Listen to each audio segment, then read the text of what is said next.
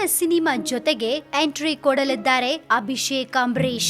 Rebel star Ambareesh ಮಗ ಅಭಿಷೇಕ್ ಅಭಿನಯದ ಮೊದಲ ಸಿನಿಮಾ ಅಮರ್ ರಿಲೀಸ್ಗೆ ಸಜ್ಜಾಗಿದೆ. ಮುಂದಿನ ತಿಂಗಳು ಮೇ 31ರಂದು ಅಂಬರೀಶ್ ಹುಟ್ಟುಹಬ್ಬದ ಟೈಮ್ನಲ್ಲಿ ಅದ್ದೂರಿಯಾಗಿ ತೆರೆಗೆ ಬರ್ತಿದೆ.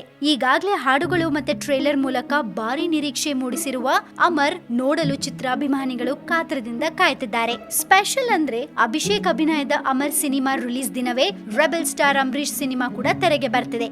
ಎಸ್, ರೆಬೆಲ್ ಸ್ಟಾರ್ ಹುಟ್ಟುಹಬ್ಬದ ಪ್ರಯುಕ್ತ ಅಂಬರೀಶ್ ಅಭಿನಯದ ಬ್ಲಾಕ್ ಬಸ್ಟರ್ ಅಂತ ಸಿನಿಮಾ ರಿಲೀಸ್ ಮಾಡೋಕೆ ಪ್ಲಾನ್ ಮಾಡಿದೆ ಚಿತ್ರತಂಡ. ಅಂತ ಅಂಬರೀಶ್ ಸಿನಿ ಬದುಕಿಗೆ ಹೊಸ ಆಯಾಮ ಕೊಟ್ಟಂತಹ ಸಿನಿಮಾ. 1981ರಲ್ಲಿ ತೆರೆಗೆ ಬಂದ ಅಂತ ಕನ್ನಡ ಚಿತ್ರರಂಗದಲ್ಲಿ ಹೊಸ ದಾಖಲೆ ಬರೆದ ಸಿನಿಮಾ. ನಿರ್ದೇಶಕ ರಾಜೇಂದ್ರ ಸಿಂಗ್ ಬಾಬು ಸಾರಥ್ಯದಲ್ಲಿ ಮೂಡಿ ಬಂದ ಈ ಸಿನಿಮಾದಲ್ಲಿ ರೆಬೆಲ್ ಸ್ಟಾರ್ ಅಂಬರೀಶ್ ದ್ವಿಪಾತ್ರದಲ್ಲಿ ಮಿಂಚಿದ್ರು. ಕನ್ವರ್ ಲಾಲ್ ಪಾತ್ರ ಅಂತೂ ಕನ್ನಡ ಚಿತ್ರಪ್ರಿಯರು ಮರೆಯೋಕೆ ಸಾಧ್ಯನೇ ಇಲ್ಲ.